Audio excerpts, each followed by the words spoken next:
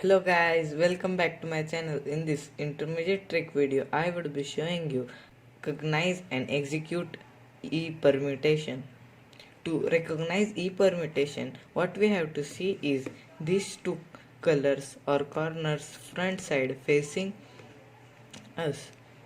We have to see this color and this color that matches and the middle color which is similar to this color. If we see this from another angle, we see that blue and blue are same but the green is not same. In case if we do E permutation here, we get the H permutation. To avoid this, we have to do this from this angle. The algorithm goes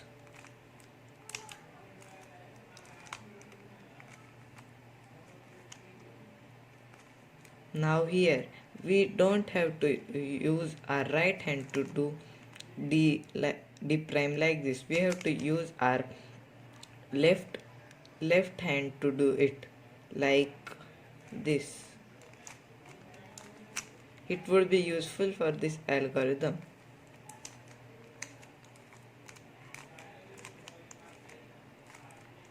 Thank you for watching this video. If you find this helpful, please like and share this video and subscribe to my channel Cubing Tips and Tricks.